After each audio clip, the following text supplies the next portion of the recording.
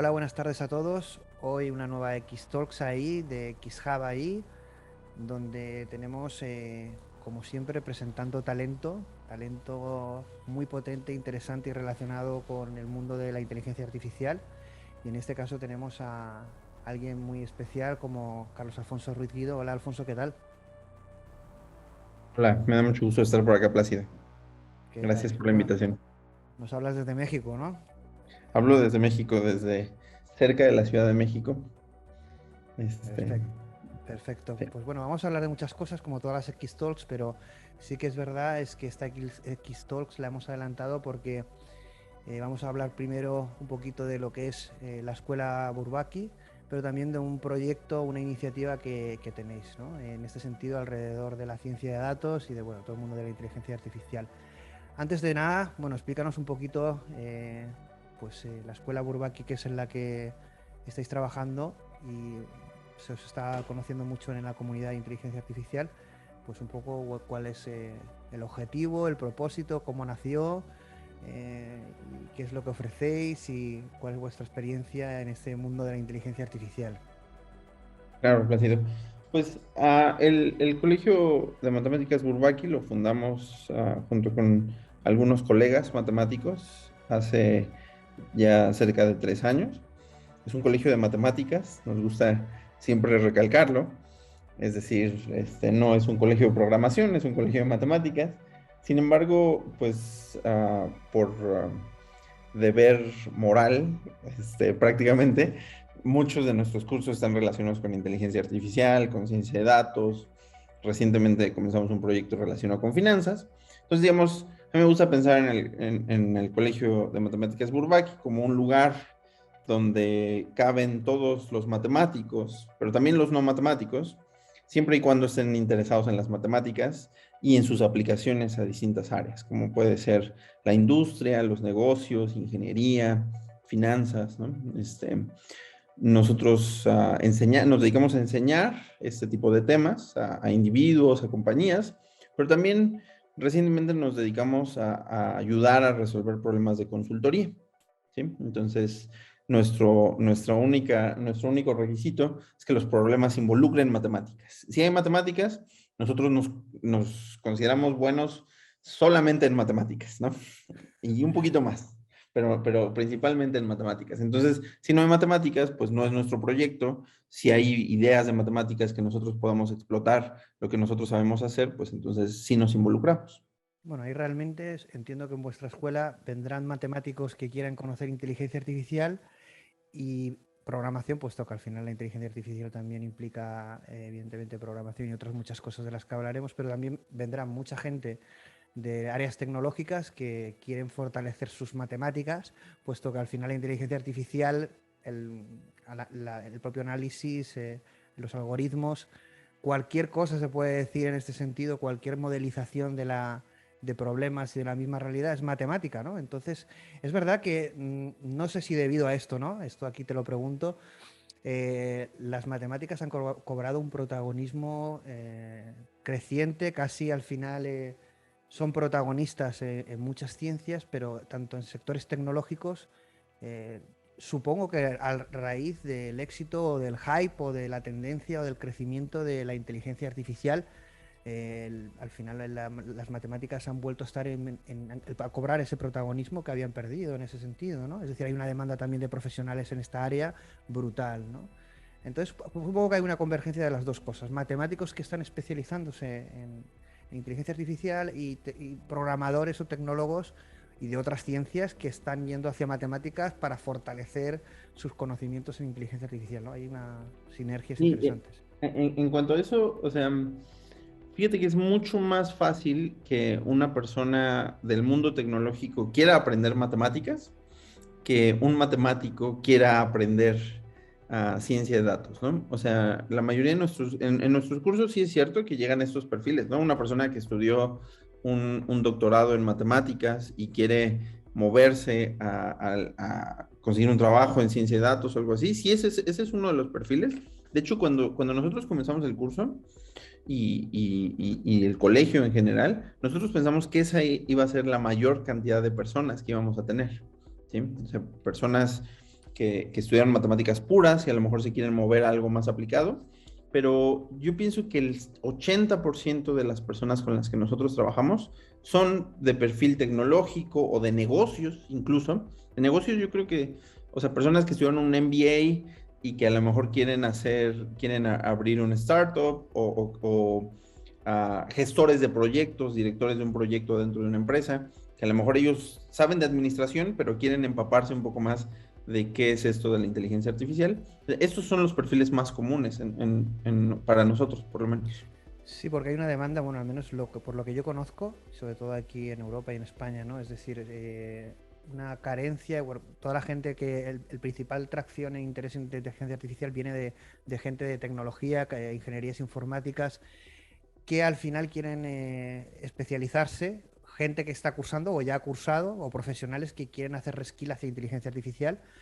Entonces hay una carencia de fortalecer esos conocimientos de matemáticas, ¿no? Entonces, claro, y no solo de la parte propiamente de ingeniería informática o sectores tecnológicos, sino como bien dices tú, en el sector business, en el sector empresarial, mandos intermedios o diferentes departamentos, responsables de diferentes departamentos, conocer mucho más posibles soluciones y aunque a lo mejor no sean los ejecutores, saber mucho más qué pueden llegar a conseguir, ¿no? Tener una cierta razón de base y eso les lleva a conocer algoritmos, base matemática, analítica, datos, bueno, pues todo ese mundo que es complejo, pero hay que tener una cierta cultura de ello, ¿no? No hace falta llegar a ser un super matemático, pero hay que conocer algo que en un principio pues a lo mejor no se pensaba, porque este mundo ha cambiado, ¿no? En poco tiempo se ha creado, yo creo, una nueva visión y una nueva metodología de trabajo y yo creo que esto va increciendo. Entonces las empresas han dado cuenta que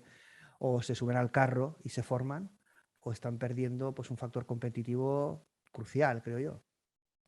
Esto que dices lo puedes notar muchísimo en la oferta de diplomados o cursos cortos que hay en las grandes universidades, ¿no? Si entras a las páginas de educación continua de MIT, Harvard, Berkeley, Stanford, tienen muchísimos cursos de educación continua enfocados a tomadores de decisiones, ¿no?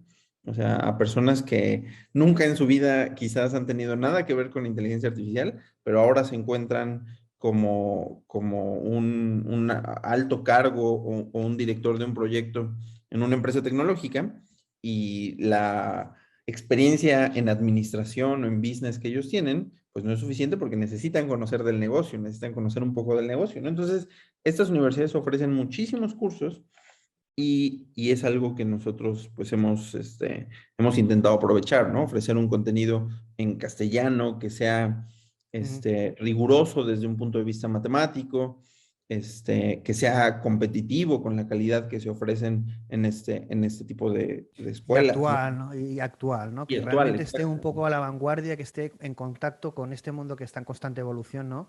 Con la continua salida de papers, de novedades. Al final tener una escuela de referencia en la matemática aplicada en este campo, que es, y en castellano, en español, como bien has dicho tú, que es Sí. algo que cubre, yo creo que una necesidad brutal y por eso os queríamos recomendar y dar a conocer. Y también, bueno, independientemente de toda la formación que dais, explícanos esta iniciativa que habéis querido poner en marcha. ¿En qué consiste? Sí, sí, sí, con gusto. Mira, tenemos dos proyectos que en general yo te agradezco mucho por la oportunidad, que yo tenía ganas de contarlo a toda la comunidad que lo sigue en España.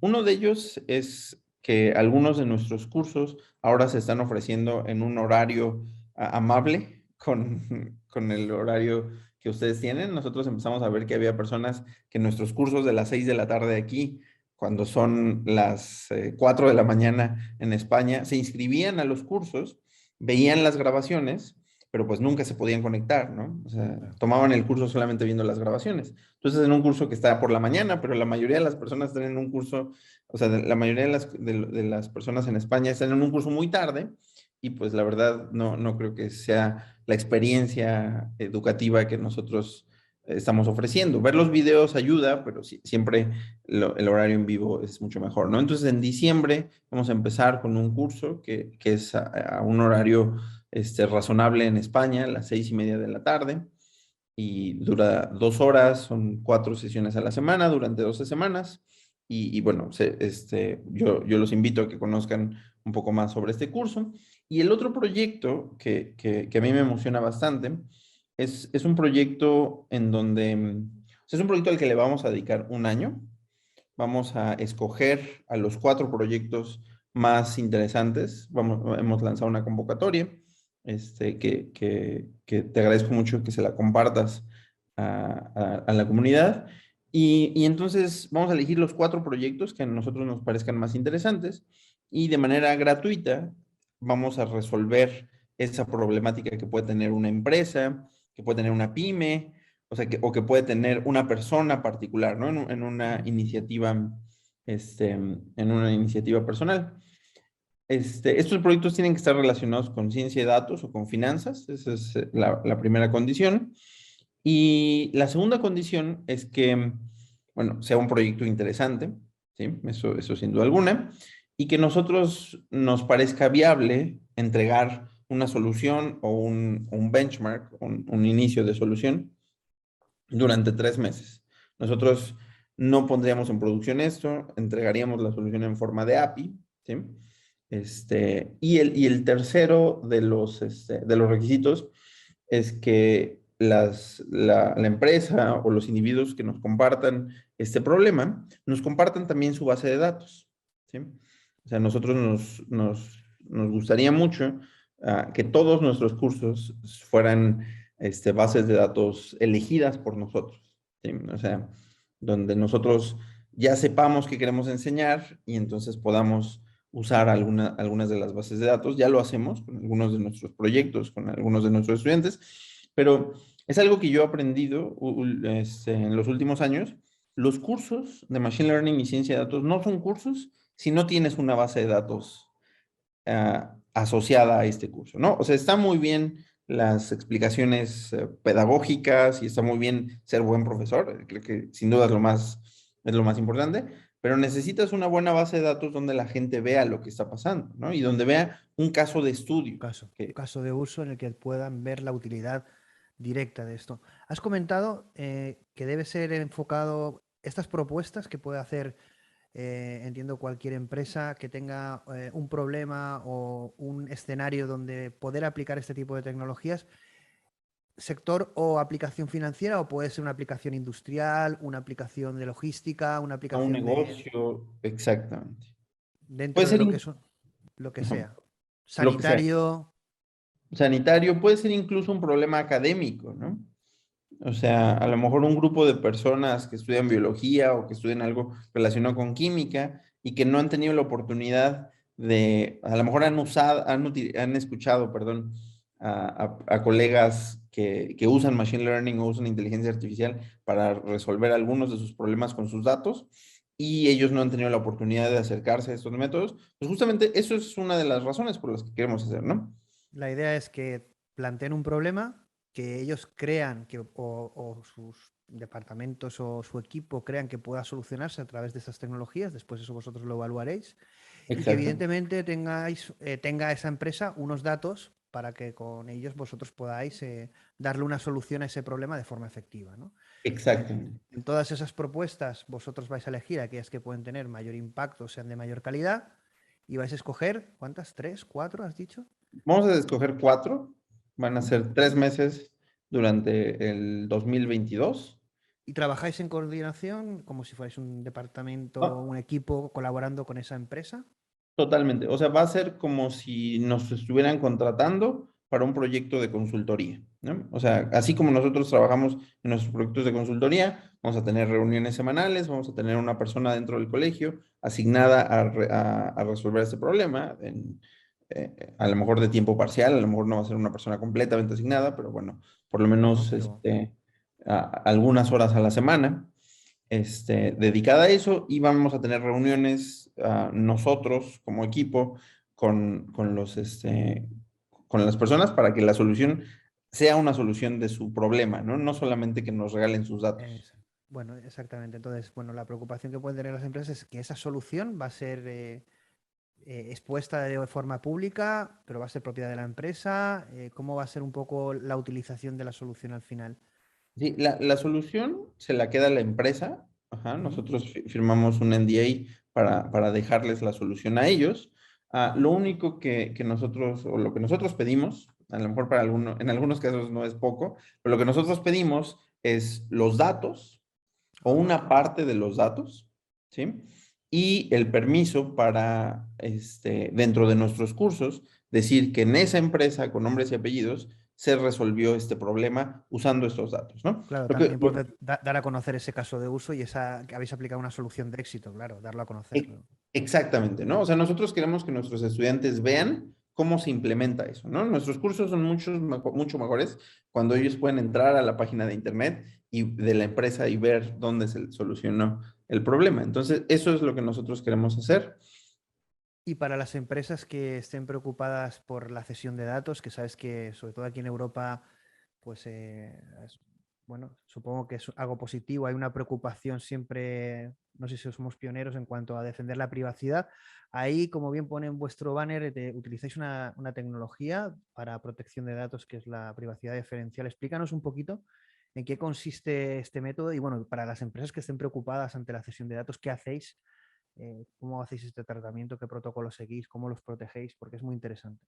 Claro, una de las primeras cosas que hace una empresa cuando quiere proteger sus datos es anonimizar los registros, ¿no? A lo mejor yo tengo registros sobre mis clientes en donde se incluyen sus nombres, su número de contacto, todo ese tipo de cosas. Y bueno, no, estaríamos verdaderamente locos si nosotros les pidiéramos a las empresas que nos regalen esos datos, ¿no? No estamos Claro. pidiendo esos datos, no vamos a usar datos confidenciales. Lo único que nosotros queremos es el data frame, ¿sí? O sea, y este data frame nosotros vamos a utilizar una técnica que se llama differential privacy, como bien dijiste, que es una técnica, digamos, no, es un área de estudio completa muy interesante que, por ejemplo, ahorita LinkedIn lo utiliza. O sea, LinkedIn tiene un API que pueden usar la gente que se dedica a mercadotecnia y en esta API uno descarga datos sobre los usuarios de LinkedIn y la razón por la que yo no me salgo de LinkedIn es porque LinkedIn nos garantiza que estos datos pasaron por esta técnica de privacidad diferencial. Y esta técnica de privacidad diferencial lo que hace es garantizar que una vez anónimos los datos y una vez procesados por esta técnica, es matemáticamente imposible obtener algún insight sobre estos datos, ¿no? O sea, no se Eso, pueden atacar estos datos. eso es muy importante y voy un poco, que lo ha explicado muy bien Alfonso, a recalcarlo. Al final lo consiste en que yo os pongo una serie de datos que al final lo puedo obtener a través de API, como hace LinkedIn. La idea es que Ujú. esos datos que yo puedo obtener y que pueden obtener terceros, a partir de ellos no pueda inferir los datos originales y por lo tanto romper privacidad o obtener información para la que no tengo consentimiento. Y esto, aunque parezca un poco magia, que no lo es matemáticas, se puede conseguir. Es decir, al final es hackear el propio dato o modelo de inteligencia artificial, cosa que LinkedIn y otras compañías lo utilizan. Y en este caso, vuestro equipo lo utiliza. Es verdad que es poco conocido porque al final son tantas las novedades, los algoritmos, las capacidades pero es verdad que me parece súper importante que con esto garantizáis pues, que hay una protección, un cuidado y una garantía de que no va a haber problemas en este sentido y que se hace con un fin puramente eh, divulgativo, académico y de encontrar una solución en este sentido. Y evidentemente la empresa va a verse beneficiada, puesto que tienen un equipo de primer nivel, como sois vosotros, trabajando y gratuitamente. Bueno, yo creo Claro. que yo cuando he comentado esta idea en la comunidad, bueno, han empezado a decirme que les diera explicaciones y estaban mucha gente interesada, ¿no? Sí. Por lo que tú dices, porque es una gran oportunidad. Evidentemente, también, pues supongo que la empresa, a cambio, pues tiene que ceder sus datos y, evidentemente, trabajar con vosotros y dar a conocer ese caso de éxito, que eso es lo que al final vosotros también buscáis en este sentido. Pero me parece una propuesta súper genial. ¿Cuándo son las fechas límite? ¿Cuándo se abre la convocatoria? ¿Cuándo empezaría empezaríais a trabajar o decir cuándo son las soluciones elegidas y a trabajar sobre ellas? ¿Cuáles son los Sí, plazos de tiempo?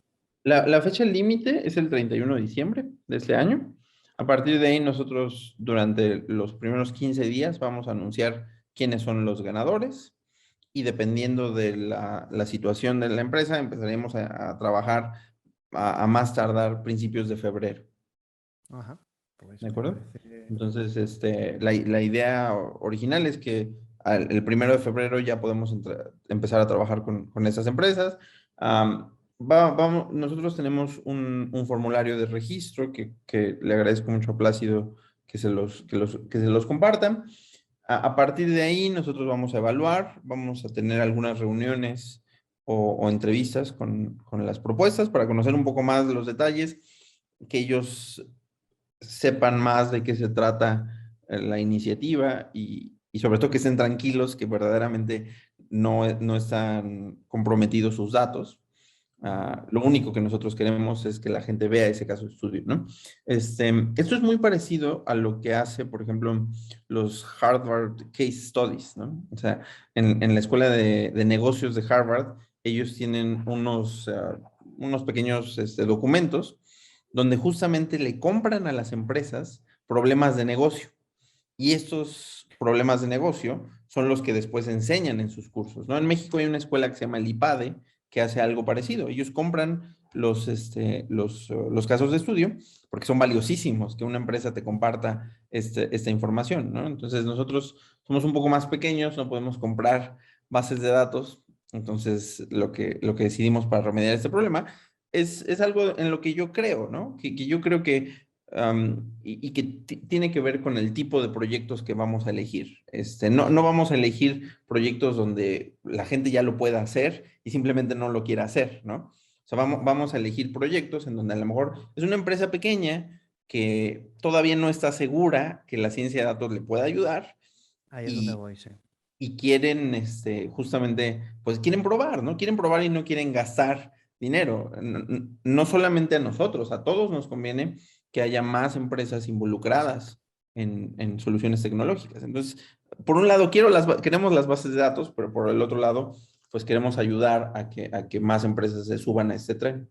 Sí, porque aquí supongo que la situación es global, pero sobre todo en España hay un gap muy importante entre lo que es el sector tecnológico. Y bueno, y dentro del sector tecnológico también hay un gap en conocimiento, ¿no? Es decir, cuando realmente uno no es que sea experto, pero conoce a una cierta profundidad lo que es el potencial de todo este tipo de tecnologías. Ya no hablo desde el punto de vista solo tecnológico, sino a nivel algorítmico, a nivel analítico, la capacidad que tenemos cuando tenemos buenos datos. Todo ese potencial se puede trasladar a problemas y a soluciones y a realmente crear innovación y disrupción en muchos sectores, por no decir todos, ¿no?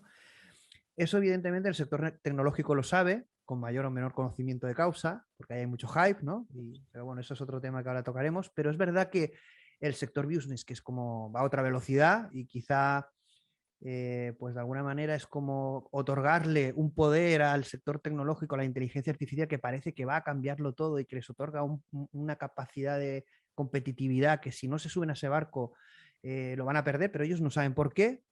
Claro, el sector tecnológico se lo tiene que explicar y la forma de conseguir que esto se una y que vaya un poco trabajándose esa unión entre lo que puede hacer la inteligencia artificial, que deje de ser algo inalcanzable y a lo mejor solo asociado a grandes empresas, sino para cualquier tipo de empresas, es aplicarlo a casos de uso que muchas veces a lo mejor nos han planteado utilizar este tipo de tecnologías y que vosotros vais a analizar si podéis dar una solución efectiva o de alguna manera dar una solución que ellos ahora mismo no encuentran por otras vías. Entonces, como bien dices tú, es acercar la inteligencia artificial a la tierra, a la primera línea, a la empresa y de alguna manera mostrarle las posibilidades, ¿no? Correcto. ¿Qué sectores crees? Entonces hay un trabajo muy importante, no solo en la línea que comentes vosotros, sino también en la línea de divulgación, formación y divulgación, las dos cosas. Yo creo que, y comunicación, ¿no? Es bastante complicado porque además un sector tecnológico muchas veces carece de ello, ¿no? Pero qué sectores crees que pueden ser los que tengan mayor impacto en este tipo de soluciones por descubrir? El sector industrial, el sector sanitario, el sector educativo, el sector... Yo pienso que todo Eh, lo que tiene que ver con despachos de abogados, todo el mundo legal, es el área donde tienen una ajá, mayor proyección, ¿no? O sea, te diría muchos, pero pienso que el que, por lo menos en México, lo que yo conozco, que menos ha aprovechado este tipo de tecnologías es el sector legal. ¿sí? O sea, hablo de Machine Learning, hablo por supuesto de procesamiento del lenguaje natural, o sea, es Pues, la primera aplicación que todo mundo estamos pensando, ¿no? Este, pero también hablo de otras cosas, ¿no? Como todo lo relacionado con blockchain y estas ideas geniales de crear contratos de manera descentralizada. Yo pienso que ahí hay un potencial enorme. Hay una empresa chilena que está haciendo algunas cosas de estas en toda Latinoamérica, pero yo pienso que se puede llevar a un punto todavía más extremo en todo el mundo legal. porque has tocado un sector que es cierto que normalmente no lo comentamos mucho, quizás porque, pero es verdad que tiene un potencial brutal por las necesidades que tiene de gestión de lenguaje y de análisis, que pensamos que solo puede hacer un abogado y es al revés. Viendo la eficiencia de los modelos de lenguaje, ya se tiene claro que este sector se va a transformar y se va a automatizar. Pero aquí vamos a tocar dos puntos. Primero, tanto en la parte del sector que comentas como en el sector puramente business, sea el sector que sea, hay una preocupación de estos algoritmos que es el de la explicabilidad, ¿no? En este sentido, podemos entender que hay muchas veces que los algoritmos van a actuar como cajas negras, pero podemos también tener tecnologías que le otorguen un cierto grado de explicabilidad, ¿no? Sí, En este sentido, si tenemos un caso de uso, en muchos casos seguramente sea necesario que tenga un cierto nivel de explicabilidad. ¿Cómo afrontáis vosotros esto a la hora de garantizáis explicabilidad? Depende del escenario, depende del algoritmo. Muchas veces si tenemos productividad o eficiencia, no nos preocupa tanto la explicabilidad. Sabes que, por ejemplo, en Europa, a nivel regulatorio, pues está metiendo muchísima caña en esto, es decir, que el algoritmo pueda ser auditado, que pueda justificar qué es lo que ha hecho, cómo lo ha hecho y cuándo, ¿no?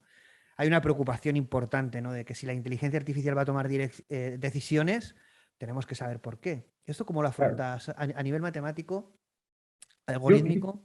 yo pienso que aunque no es equivalente este problema, sí está muy relacionado con lo que yo considero el problema matemático más importante de la inteligencia artificial, que es la explicación de por qué las redes neuronales generalizan también, ¿no? O sea, todas las personas que hemos estudiado estadística sabemos que o sea, la teoría clásica de estadística dice que es imposible que las redes neuronales generalicen, ¿no? Es decir, que no sobreajusten, que no incluyan, que no se afecten por esta maldición de la dimensión, ¿no?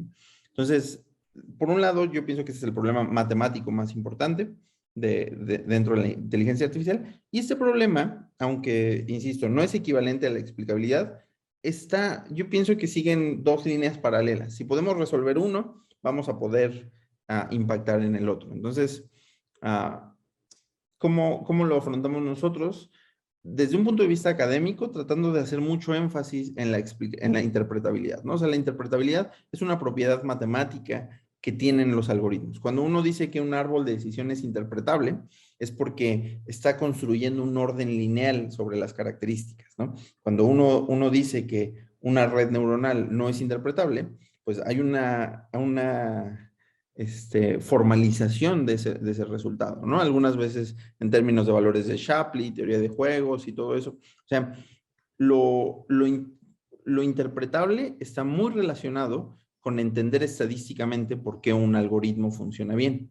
Entonces, es parte de nuestro día a día, ¿no? Yo no hay un curso de los que yo doy y tampoco hay un proyecto de investigación o un proyecto de consultoría en la que no hable de la interpretabilidad. Es lo que más nos debe de preocupar. Es una métrica más útil que la curva ROC, que la matriz de confusión, que el precision o recall. Si uno entiende por qué está funcionando el algoritmo, aunque uno no se haya imaginado esa solución, pues entonces uno ya puede confiar en lo que estás haciendo. Ahí te voy a poner un poco en aprietos, porque sabes que estas aquí todos son, bueno, hablamos de muchas cosas y nos gusta, somos muy curiosos, nos gusta preguntar. En el tema de la explicabilidad, sabes que el avance de algoritmos, el avance de tecnologías, el avance de arquitecturas, mm, a la rapidez que va, vamos a poder dar explicabilidad real de lo que sucede en la inteligencia artificial o los modelos que vayamos a diseñar.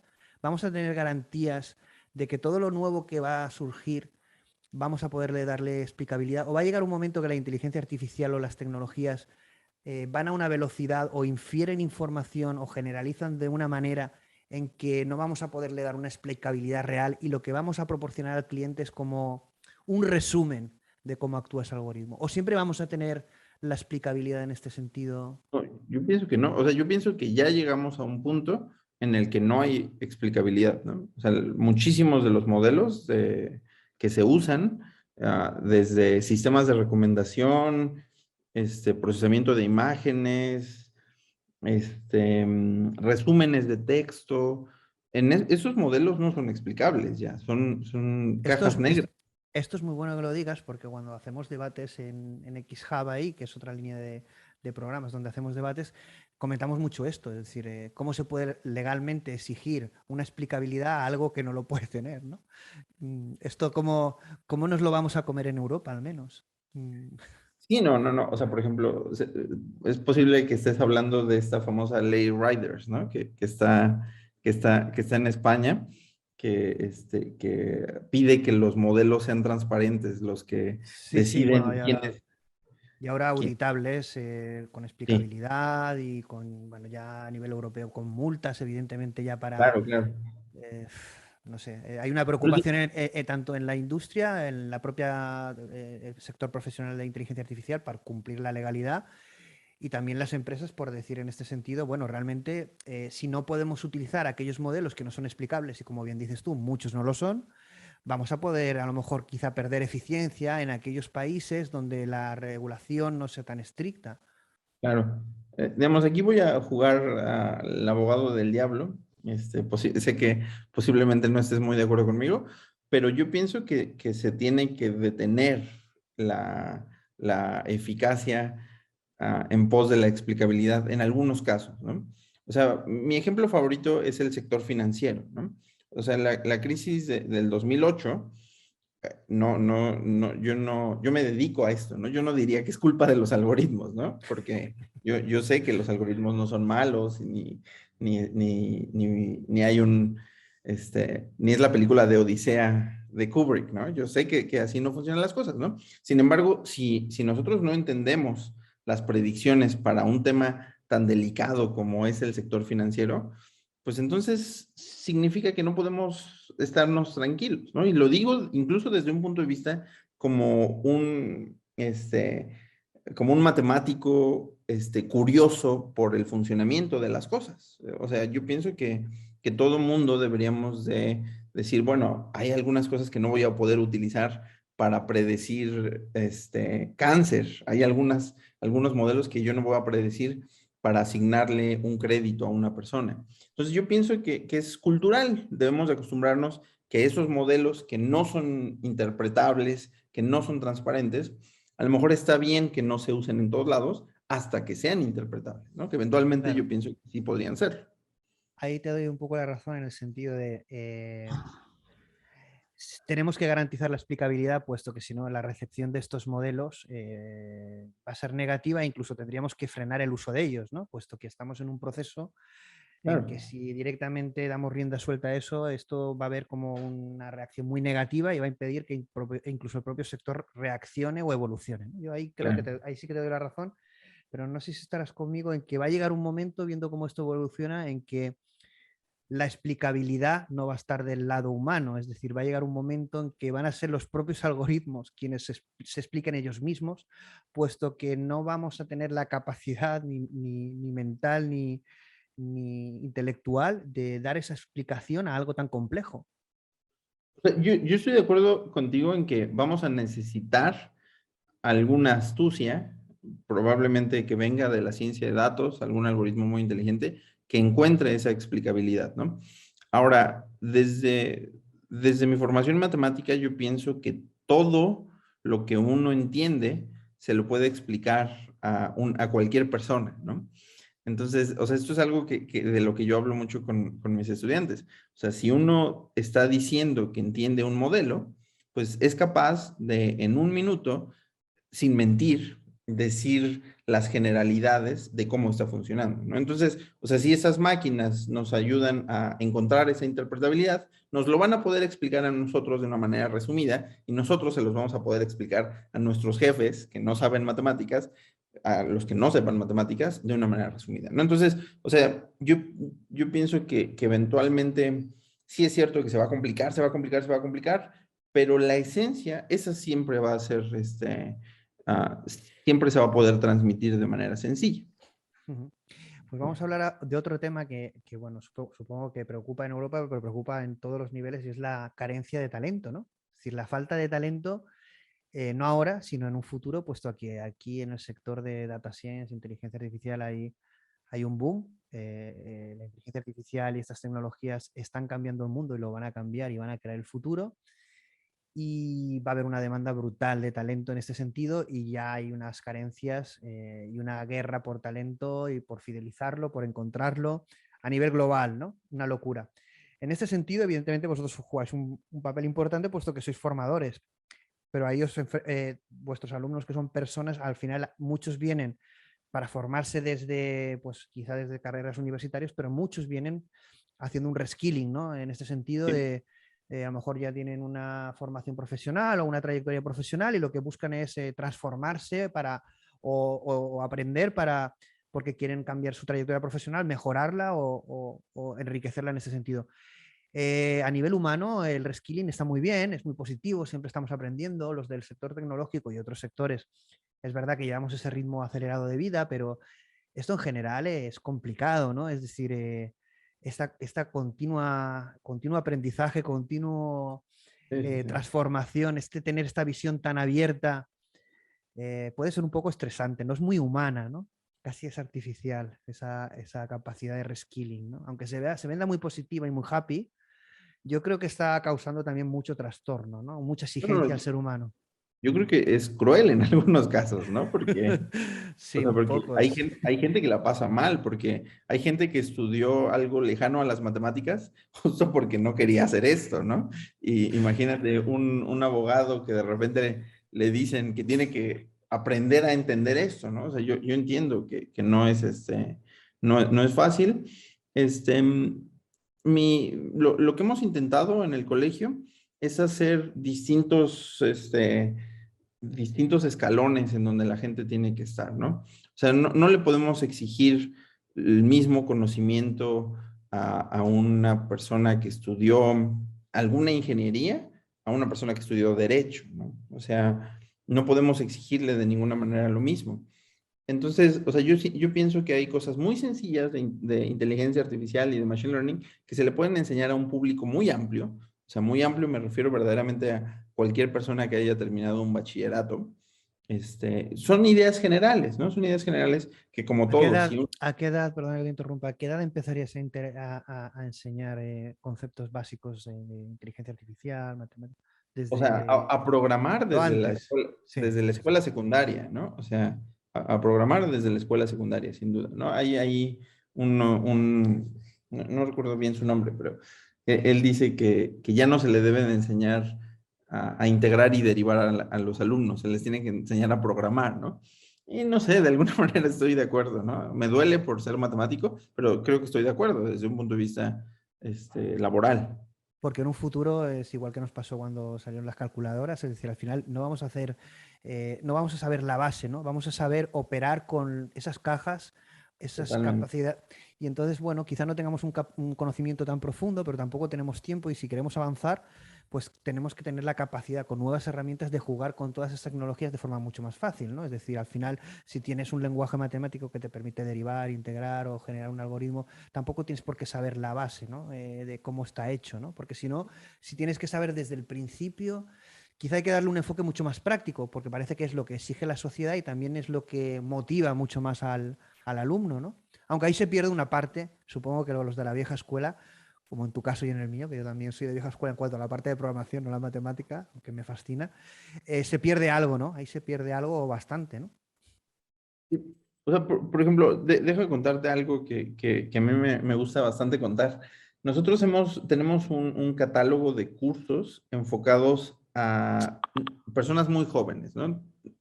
me refiero a personas entre 12 y 15 años o entre 15 y 18 años, que Ujú. nosotros no hemos podido ofrecer porque ha sido muy difícil encontrar el público adecuado, ¿no? Y son cursos, pues, vistosos, ¿no? Así relacionados con el arte, relacionados con la pintura, relacionados con las fotografías de los hoyos negros, donde, o sea, justamente nosotros intentamos que sea agradable para niños o para personas más jóvenes, acercarse al mundo ya sea de la programación o al mundo de las matemáticas. Y es un proyecto que tenemos congelado, desafortunadamente, desde hace, pues, quizás un año, cuando lo terminamos, porque ha sido muy complicado encontrar el público adecuado, ¿no? O sea, nosotros hemos encontrado alumnos que de repente quieren, que son buenos para las matemáticas, les gusta y les va muy bien este tipo de contenidos, pero cuando nosotros nos hemos acercado a colegios o a escuelas, que es muy difícil convencerlos, o sea, es Es cultural y es que algo. yo hice esta pregunta en una charla sobre eso, un poco a mala Ajá. leche. Yo creo que me arrepiento un poco porque fue eso de, quiero hacer la pregunta, pero voy a poner en un aprieto al que estaba ofreciendo la charla y es cómo convence, está muy bien esto de trasladar la inteligencia artificial a los jóvenes, pero ¿cómo les convences que dejen de jugar Fortnite y se pongan a ver? Claro, porque es que el mundo lo que les llama es a consumir ocio sin esfuerzo.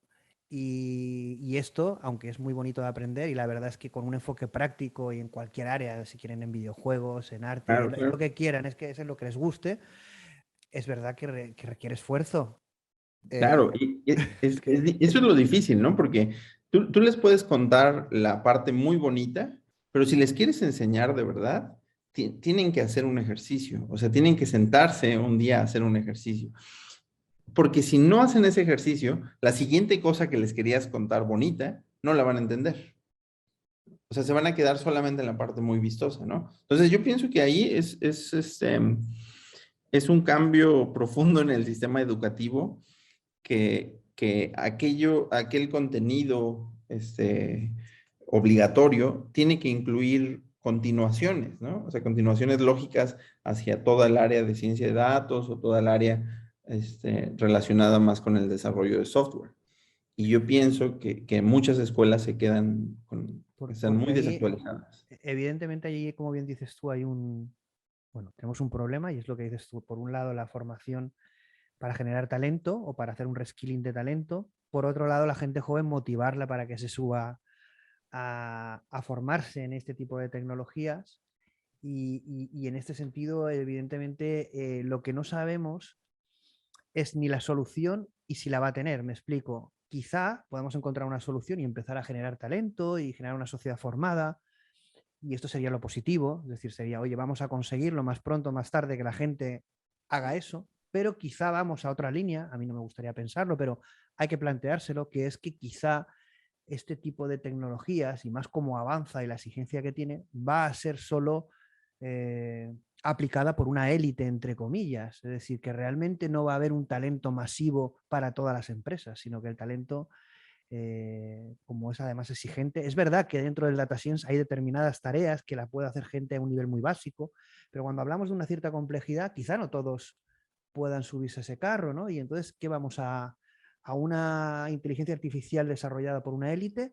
¿O vamos a poder democratizarla y que realmente la gente se motive y se aplique de forma masiva y podamos un poco impactar en el mundo más de forma diversa y no tan elitista, quizá? Yo pienso, o sea, si hablamos en el mundo de Latinoamérica, esto va a ser una élite por los próximos 100 años, ¿no? O los próximos 50 años. No hay Así me forma gusta de, que sea rotundo, que sea o sea, rotundo. o sea, no hay forma de que esto se democratice. Antes se tendrían que democratizar muchísimas otras cosas en Latinoamérica. O sea, no hay forma. Si uno conoce a la comunidad en México que se dedica a la ciencia de datos o la inteligencia artificial, y sé que esto pasa también en Perú y sé que esto pasa también en Colombia, ¿no? Son una élite privilegiada, que es una parte pequeñísima de la sociedad. lo que los colegios como nosotros o algunas otras instituciones tienen que preocuparse es que esto se convierta cada vez en algo más grande, aunque sea un 0,1% más grande, ¿no? Entonces, sí, yo pienso que esto se va a lograr. Una de las razones por las que esto se va a lograr es porque la gente puede hacer un trabajo bueno como científico de datos sin hacer una maestría y una carrera en ciencia de datos, ¿no? O sea, hablo sobre nuestros cursos, pero también está Coursera, también hay otro tipo de plataformas que eso es lo que están buscando, ¿no? Es actualizar y decirle a alguien, oye, no tienes que estudiar 6 años para ser un científico de datos, ¿no? A lo mejor con lo que tú ya sabes y con un poquito más puedes lograr. Entonces, o sea, yo siento que sí hay esperanzas de que un pequeño, o sea, que se vuelva un poco más grande de lo que es en México, pero democratizarse creo que es bastante Ahí lejano. vamos a hablar de un tema que a mí me apasiona, sobre todo cuando, bueno, aquí evidentemente la inteligencia artificial hay diferentes avances matemáticos, incluso cuando tocas neurociencia. Es decir, realmente en la inteligencia artificial su progreso le impacta cualquier avance que exista en diferentes ciencias, ¿no? Es decir, que al final un avance matemático puede hacer avanzar la inteligencia artificial, uno en neurociencia, incluso uno bueno, en cualquier tipo a nivel tecnológico, a nivel de arquitectura, a nivel de programación. En este sentido, pero bueno, tanto a nivel de matemáticas, que es más tu core, pero bueno, tanto a nivel también de inteligencia artificial, ¿qué avances o investigaciones o cosas ya tangibles te han impactado o estás interesado o de alguna manera te están sorprendiendo? Donde digas, aquí hay cosas que van a impactar o van a tener un impacto, aunque sean cosas incipientes, a nivel matemático o a nivel de inteligencia artificial. Yo pienso que, digamos, a nivel, primero hablaré de donde me siento más a gusto, que es a nivel matemático. Hay un artículo reciente que hace rato lo estaba, buscando para poderte decir el nombre completo. Se llama Grokking, Generalization Beyond Overfitting on Small Algorithm Datasets. Te voy a pasar ahí el nombre para que se los puedas compartir a las personas que están interesadas. Ujú. Este, yo pienso que ese artículo que publicaron hace muy poquito, 2021, un equipo de OpenAI, tiene un resultado verdaderamente novedoso en términos de lo que yo llamé el problema más importante el problema matemático más importante dentro de inteligencia artificial. Déjame contar rapidísimo cuál es la característica que a mí me impactó. Nosotros, como mencioné antes, no entendemos por qué podemos usar demasiados parámetros para tratar de hacer una predicción cuando tenemos muy poquitos datos, ¿no? Estamos hablando que las redes neuronales tienen millones de parámetros, millones de neuronas, y nuestros datasets son de tamaño 5000, ¿no? MNIST es un conjunto de datos bastante pequeño comparado a la cantidad de neuronas que se utilizan para crear estos modelos de visión por computadora, y ya no hablo de los del lenguaje natural, ¿no? Que son gigantescos Claro. todos estos modelos, ¿no? Entonces, tenemos muchos parámetros y tenemos muy poquitos datos. Esto va en contra de los sistemas de ecuaciones, ¿no? No podemos tener sistemas de ecuaciones con demasiadas variables y con muy poquitas ecuaciones, ¿de acuerdo? Entonces, ese es el gran problema. Y en el artículo, ellos demuestran algo que es bastante extraño. Ellos demuestran que en un régimen de entrenamiento, para ciertos datasets, que ahorita voy a contar quiénes son estos datasets, en un régimen de entrenamiento, es decir, haciendo varias épocas, haciendo muchas épocas, más o menos miles de épocas, la red sobreajusta. ¿Qué significa? Sobreajuste que el error en el test es muy grande comparado al error que tenían en el trade, ¿no? O sea, esencialmente se aprendió de memoria los datos y no se tenía que haber aprendido de memoria los datos. Entonces la pregunta es cuándo deja de aprenderse los datos y entiende los datos, ¿no? O sea, cuándo empieza a encontrar patrones. Y entonces, pues un experimento normal diría, sobreajustó, pues ya para qué sigues entrenando tu red neuronal, ya nunca va a sobreajustar, ¿no? El experimento que hacen estas personas es que si uno cambia 2 órdenes de magnitud. Estoy hablando de 10 a la 2 primero, 10 a la 3 y después 10 a la 6. Si uno sigue entrenando eso durante mucho tiempo, o sea, yo pienso en esto como que alguien algún día dejó la computadora prendida y siguió entrenando, sabiendo que ya no tenía que seguirlo entrenando, ¿no?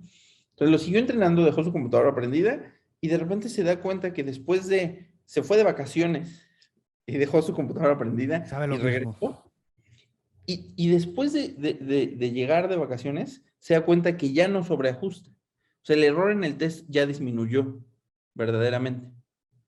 O sea, esto es lo que ellos llaman grokking en este artículo.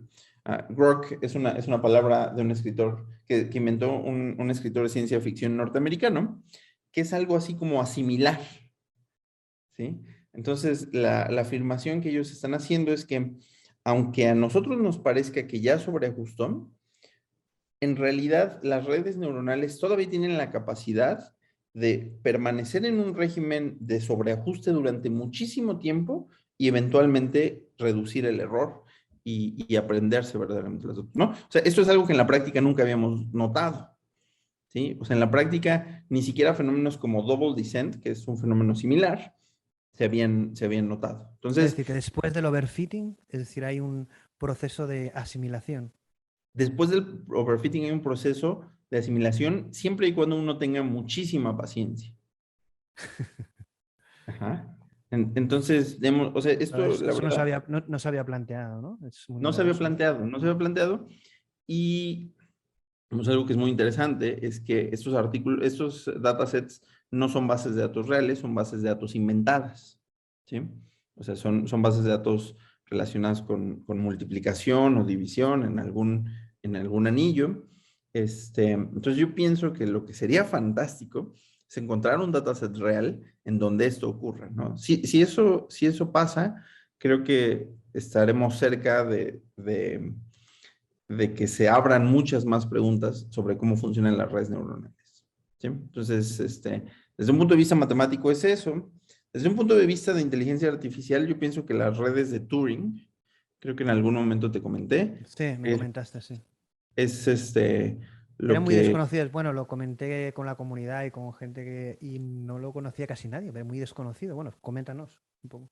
Sí, sí, o sea, las redes de Turing es una arquitectura que trata de imitar la, la composición de una máquina de Turing. Una máquina de Turing es un invento abstracto de Alan Turing, el matemático por el que todo el mundo estamos aquí y por el que todo el mundo estamos platicando de estas cosas, que es solamente una abstracción de una computadora, ¿no? Alan Turing era hijo de su tiempo y entonces él no tenía computadoras. Él se tuvo que imaginar una computadora de manera teórica antes de que alguien pudiera construir una computadora, ¿no? Entonces esta máquina de Turing pues es extraña para las personas que construyen computadoras ahorita o que entienden bien cómo funcionan las computadoras. Pues no tiene mucho sentido lo que eran las máquinas de Turing, pero bueno, es el nacimiento de las computadoras, ¿no? Y entonces estas redes neuronales lo que tratan es simular la construcción o la arquitectura de estas máquinas de Turing, en particular añadiendo algo que se llama una memoria, ¿sí? Las redes neuronales normalmente no tienen una memoria. Ese es un problema para las redes neuronales. Digamos, está relacionado con que no se puede aprender en línea con una red neuronal. Y estas máquinas de Turing lo hacen. Hicieron algunos experimentos sobre cómo enseñarle a una red neuronal a ubicarse en el, este, en el mapa del metro de Londres, ¿sí? Y logró resultados que nunca se habían logrado ni con las redes neuronales más poderosas hasta ese momento. Este paper o esta tecnología es del equipo de DeepMind de Google, ¿no? Sí, es de DeepMind, exactamente. Son ellos mismos. Yo creo que el primer artículo que no se llamaba redes de Turing, se llamaba Differential Neural Networks, debe de tener ya unos 3 o 4 años. El de Turing debe tener un poquito menos, unos 2 o 3 años. Y hay unas implementaciones, uno puede encontrar algunas implementaciones en GitHub, pero la verdad son poco esclarecedoras, sobre todo para las personas que están empezando su carrera en inteligencia artificial, ¿no? Experimental, pero prometedor, ¿no? Es muy prometedor, yo creo que hay cosas muy interesantes ahí. Yo le recomiendo a la gente que las aprenda. pero bueno, que antes aprendas redes recurrentes y redes convolucionales. Bueno, en esto lo que pasa es que la verdad es que, bueno, incluso los que estamos en el mismo sector y les dedicamos tiempo infinito o lo que podamos dedicarle, es verdad que esto va a una velocidad y una cantidad de cosas, ¿no? Que la gente es verdad que un poquito de mentorización de escuelas como la vuestra para, al menos los primeros pasos sobre todo, ¿no? Que la gente no se vuelva loca, que vaya un poco encauzada a Claro, resultados, es importante, ¿no? Porque es que son tantísimas cosas, ¿no? Y hoy como tienes toda la información, es decir, claro, tú lees puedes ver lo básico hasta lo más avanzado del mundo, Internet tiene esto, ¿no? La verdad es que es una locura, es una exigencia, como dices tú, cruel a veces, para los que empiezan y para los que estamos, ¿no? claro. Es apasionante, también es verdad que es apasionante, tanto a nivel matemático como a nivel de inteligencia artificial. Bueno, yo no podía, bueno, ya vamos a ir un poquito acabando, Sí, nos quedan un par de preguntas. Bueno, yo no podía, aunque sé tu opinión un poco por encima, pero sí que me gustaría que la desarrollaras sobre otro de los hypes o de los protagonistas del sector tecnológico, que es la computación cuántica. Claro, que supone sí, un nuevo paradigma. Parece que, igual que la inteligencia artificial es el nuevo fuego Prometeo que lo va a cambiar todo y a la misma humanidad, que yo sí que estoy de acuerdo, pero es verdad que la computación cuántica, parece que supone un nuevo paradigma, y en ese sentido tú eras un poco crítico ante bueno, los logros de esta tecnología, al menos de momento, ¿no? Coméntanos un poco, es decir, bueno, tanto a nivel matemático, es decir, que evidentemente añade otra nueva complejidad, es otro nuevo paradigma, otra nueva forma de ver un problema o de afrontar un problema.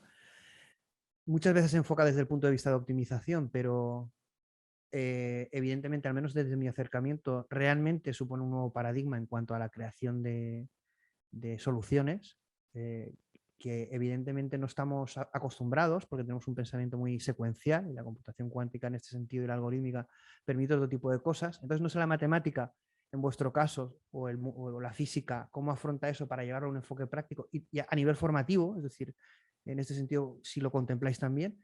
Y luego la propia computación cuántica, el sector de la computación cuántica, eh, hay unas esperanzas puestas a nivel de países, ¿sabes? Las inversiones multimillonarias. ¿Esto es hype? ¿No es hype? ¿Es el futuro pero aún no lo es, pero lo será? ¿O es el presente? Tuvimos a gente muy potente, como Enrique Solano, como Javier Mancilla, que trabajan ya sobre ello y hablan de un presente y de casi que, bueno, que la inteligencia artificial va a venir unida a la computación cuántica sí o sí, ¿no? Entonces, claro, sí. la gente oye como tiros, hype, y no sabe muchas veces lo que dices tú, aterrizar esto y decir, bueno, ¿cuál es la opinión a nivel matemático, a nivel práctico, a nivel de hoy? ¿Qué es lo que se puede conseguir con la computación cuántica que sin ella no se puede conseguir? ¿Qué es lo que nos aconsejas a la gente que no sepamos nada de computación cuántica? ¿Subirnos al carro, formarnos o cuál es tu Sí. visión de todo este mundo? Sí, sí. Me temía que este momento iba a llegar cuando me hicieras esta pregunta. Sí, pero Este, bueno, es no, no, no. necesario. Me La gusta verdad, me interesa tu opinión porque es... y la verdad es un tema que me gusta. O sea, solo creo que soy un poco beligerante con ese tema. Voy a explicarme desde la primera parte, ¿no? Desde un punto de vista matemático, a mí me parece fascinante. O sea, para las personas que nunca hayan escuchado o no quede muy claro a qué nos referimos con la computación cuántica, las computadoras de ahorita usan bytes, ¿sí? O sea, las computadoras de ahorita usan 0 y 1, ¿no? Cualquier cosa que ustedes digan, la podemos transformar a ceros y unos, ¿no?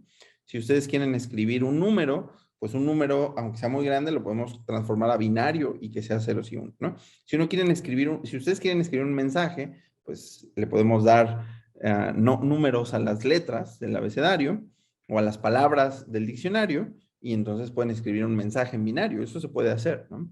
La gran diferencia de la computación cuántica es que utiliza los números complejos para guardar la información, ¿no? Los números complejos son números imaginarios, ¿sí? Un número imaginario es un número que elevado al cuadrado te da un número negativo, ¿no? Nosotros sabemos que más por más da más, ¿sí?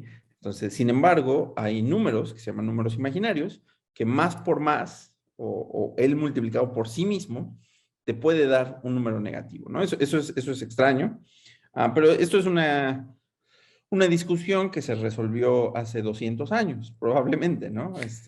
Con Riemann y todo eso, ¿no? O sea, si existen, es consistente que existen. En matemáticas uno se puede inventar lo que quiera, ¿no? Pero tiene que hacer las cosas de manera consistente. En particular, las primeras personas que inventaron estos algoritmos cuánticos, pues se inventaron que usando, en lugar de bits, usar estos qubits, se inventaron que podían resolver problemas más rápido, ¿no? Y la gente, pues dice, sí, si tú piensas que es cierto, está bien, pero no solamente hicieron eso, ¿no? Lo demostraron matemáticamente que si uno puede guardar la información en qubits, uno verdaderamente puede resolver problemas muy complicados.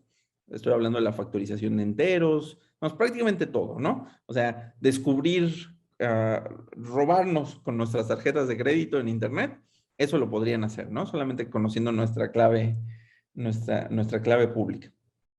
Desde un punto de vista matemático fue sorprendente, ¿no? Los años quizás 60, 70, cuando se demostró que existían, o sea, que matemáticamente se podían resolver problemas más rápidamente con estos bits. A partir de ahí, pues, ¿a quién no le gustaría construir una computadora que además pueda guardar la información de esta manera que están diciendo sus algoritmos, ¿no? Porque podríamos resolver muchísimas cosas de manera más rápida, ¿de acuerdo? Entonces, a mí me encanta el tema, ajá, me parece que desde un o sea, para un matemático es bellísimo toda la teoría de algoritmos cuánticos. Como un ciudadano, yo pienso que, yo pienso que se debe de invertir mucho dinero en eventualmente desarrollar la computadora cuántica, ¿no? O sea, no conozco lo suficiente como para decir, ¿se va eventualmente a construir una computadora cuántica o no se va a construir una computadora cuántica? ¿No? Creo que no, o sea, ahí hay una parte técnica de la que yo desconozco, que es pues toda esta teoría ingenieril de cómo hacer la computadora, ¿no? Esa es la parte más difícil ahorita, ¿no? La parte matemática, esa está entendida, por lo menos la parte que yo conozco, ¿no? Es cierto que hay otra parte de Machine Learning que no está entendida y que es algo que es muy interesante desde un punto de vista matemático. Esa parte a mí también me interesa. Exacto, sí. Ahora mi crítica nada más es a que las computadoras cuánticas no existen ahorita, ¿no? O sea, por lo menos no existe ninguna versión razonable de lo que sería una computadora cuántica. O sea, existen intentos que son verdaderamente monumentales, como lo que hace IBM, como lo que tiene IBM en cuanto a computación cuántica, ¿no? De Sí, verdad que son logros. sí, esta semana anunciaban una noticia, ¿no? Que habían logrado un número de qubits también. Pues, Exacto, ¿no? Es fascinante, todo lo que hacen ellos cada es fascinante. semana una noticia, sí, en este sentido. Exacto, ¿no? Ahora, todo lo demás, o sea, yo pienso que cuando exista una computadora cuántica, nos vamos a enterar todos, ¿no? Y se va a notar en toda la sociedad, va a impactar muchísimo toda la sociedad. Entonces, o sea, yo no creo que sea algo en lo que estemos ahorita. Bueno, yo juro que no es algo que ya exista, ¿sí? Ujú. Hay investigación alrededor de qué pasaría, y tiene que haber investigación alrededor de qué pasaría cuando exista esa computadora cuántica, pero yo pienso que ya no es algo de nicho. O sea, como tú dijiste, hay países enteros Sí, involucrados en la computadora cuántica, ¿no? Entonces, en una o guerra sea, de poder y de geoestrategia, ¿no? Quien domina la tecnología domina el mundo y la inteligencia exacto. artificial y la computación cuántica, que parece que sea el Dream Team o la pareja perfecta para tener ese poder, ¿no? Entonces, si tiene supremacía ahí, Yo creo que difícil. nos vamos a enterar mucho antes, ¿no? Entonces, o sea, mi única crítica es como con estos anuncios que algunas veces me parecen como un poco misleading en el sentido de que no ya va a cambiar el mundo, ¿no? O sea, sí eventualmente va a cambiar el mundo, pero no ya va a cambiar el mundo. Es decir, que sí que evidentemente hay que tener un ojo en la computación cuántica, invertir en saber qué está pasando ahí y en conocer todo ese tipo de cosas, pero ya, de presente inmediato, dependiendo un poco de dónde estés, ¿no? Porque para desarrolladores, equipos, supongo para equipos de investigación, pues sí que existe ese tema Claro, se puede afrontar mucho mejor, pero bueno, ahora mismo, como dices tú, hay una carrera en el hardware, hay unas ciertas dificultades, pero evidentemente se sabe por el potencial que eso cuando explote, como dices tú, nos vamos a enterar y que el impacto en una de las tecnologías que va a ser la de la inteligencia artificial, va a venir unido, hay una explosión entre una cosa y la otra, va a haber una sinergia muy potente entre una cosa y otra. Sí que es verdad, aunque no nos vamos a meter en ese charco, pero al final, bueno, el tema de la computación cuántica viene de algo que es la realidad cuántica, ¿no? Es decir, que realmente no es una modelización matemática, sino que es una inferencia de la realidad que existe, que es la cuántica en la subatómica, ¿no? Es decir, que ahí realmente hay algo más, ¿no? Pero, digamos, o sea, sí hay modelos matemáticos para la física cuántica, ¿no? O Sí, sea, sí, sí. digamos, no son modelos normales, pero sí se entiende hasta cierto punto la física cuántica desde un punto de vista matemático, ¿no? De hecho, el descubrimiento empírico de la física cuántica revolucionó las matemáticas. Hay muchas áreas Ahí que lo que no existen. hay, lo que no hay es, y bueno, yo no soy ni un experto ni siquiera un entendido, ¿no? Pero sí un curioso. Lo que no hay es una teoría del todo, ¿no? Que unifique ese mundo realidad cuántica de la tradicional, ¿no? Relatividad. De la De- relatividad. Seguramente cuando vayamos a un nuevo modelo de física en el que se unan las dos cosas, ahí viviremos una revolución importante, ¿no? Sí, sobre todo en eso, ¿no? O sea, yo este, he tratado toda mi vida de no aprender física porque soy muy malo, Sí. pero sí, o sea, la relatividad y la teoría cuántica, por el momento, lo que yo entiendo, son incompatibles, ¿no? Y la parte matemática de eso creo que es muy interesante también. Ujú. Vamos ya a las últimas preguntas, ya estamos acabando, ya rápidas, ya casi como de freaks de la tecnología. Un poco, hay una pregunta que me acuerdo de una frase, un tuit de Elon Musk que decía que no podemos predecir. Bueno, básicamente venía a decir que todo con la inteligencia artificial lo vamos a poder predecir. Mi pregunta a nivel matemático, a nivel de inteligencia artificial, en el presente y en el futuro, ¿lo vamos a poder predecir todo? Y si, como dice Elon Musk, ¿y qué no vamos a poder predecir en caso de que creas que no vamos a poder predecirlo todo? No, yo creo que no hay muchas cosas que no se pueden predecir, que no se van a poder predecir. Es la teoría del cisne negro de Nassim Taleb, ¿no? O sea, hay cisnes negros, las finanzas están llenas de cisnes negros y la definición de cisnes negros es que no se puedan predecir. Porque hay una cosa, ya como curiosidad, mía también, al final si todos utilizamos inteligencia artificial para predecir, quizá el propio sistema genere entropía para que no se pueda predecir, ¿no? Es como cuando el universo se ha observado, hará algo para que no sea tan predecible, ¿no? Claro, eso también, o sea, es Aunque, muy cercano a eso. aunque suene un poco freak, ¿no? Pero habrá algo ahí, ¿no? Porque si no, si todo fuera predecible, ¿no? Perdería la naturaleza, el propio universo, ¿no? En ese Sí, sentido, ¿no? sí, sí, yo estoy de acuerdo con eso. Y bueno, pues ya hemos acabado. Yo creo que, bueno, ahí realmente sí quería hacer una última pregunta. Yo digo, no la he apuntado, pero porque es un poco la que hacemos siempre. Sé que, como vienes de matemática pura, es como dices tú, pero son preguntas inevitables en nuestros programas o en nuestra línea de programas. Bueno, todo el tema de inteligencia artificial, al final, evidentemente, tiene una base matemática, una base científica, una base tangible, una base práctica, ¿no? Pero tanto el sueño de Turing esa publicación en la revista Mind, donde decía las máquinas pueden pensar, esa reflexión nos ha llevado hasta aquí. Eh, Llegará un día que las máquinas sean inteligentes de verdad. Quizá no una inteligencia humana, sino una inteligencia distinta, pero sí con unas capacidades que ahora mismo no vemos en los algoritmos. Eso saldrá de una base matemática. ¿Lo vamos a ver? ¿Tú crees que lo veremos en un corto plazo de tiempo? Bueno, ya sé que vas a aventurarte y que... Pero bueno, ¿qué te parece a ti cuando realmente la gente técnica, como yo me considero, al final buscamos esa ensoñación, ¿no? De crear con esta tecnología, con esta matemática, que la matemática no deja de ser una inferencia, la creación del ser humano o la replicación o la superación de una tecnología que superaría el mismo ser humano, es crear inteligencia superior al ser humano a través de algo como las matemáticas, la programación. ¿Qué te parece esta reflexión?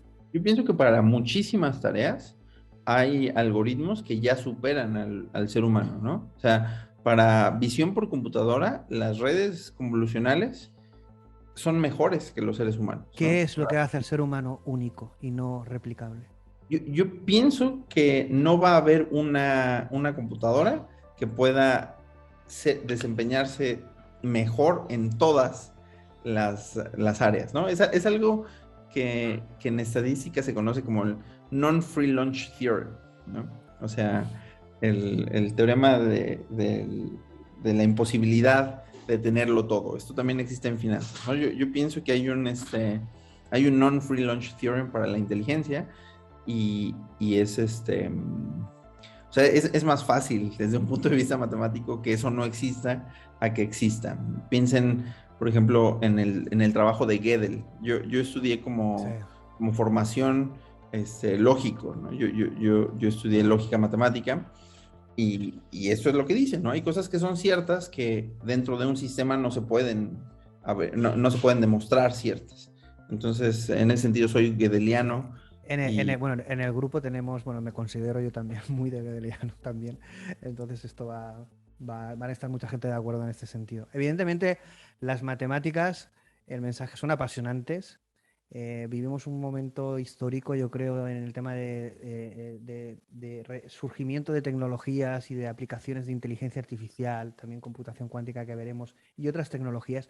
Yo creo que nos esperan unos años en que nos vamos a sorprender, ¿no? Yo creo que sí que van a venir años de hacer wow, hemos conseguido esto, ¿no? No sí, sé si vamos a llegar claro. a la inteligencia, a lo de las películas, ¿no? Pero sí que yo creo que vamos a vivir unos años apasionantes, ¿no? De ver aplicaciones en que vamos a decir, ostras, esto Yo es también creo, nuevo. yo también. O sea, hay cosas que a mí me sorprenden enormemente, ¿no? Todo lo de GPT-3 del lenguaje natural, creo que es una locura lo que están haciendo.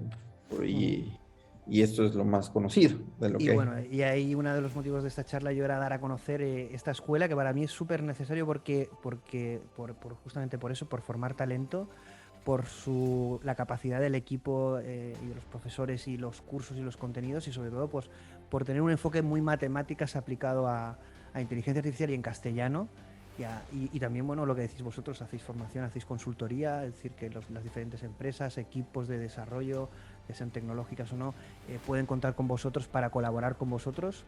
Y en este sentido yo os quería dar a conocer porque me parecéis, bueno, pues algo súper necesario que la gente busca y que muchas veces no conoce y entonces, bueno, los Xtalks están para eso y también sobre todo para dar a conocer este proyecto de iniciativa de base de datos que vamos a mover por redes y en toda la comunidad a ver qué propuestas, tengo mucha curiosidad por las propuestas y por cuáles van a ser las seleccionadas y las que implementéis.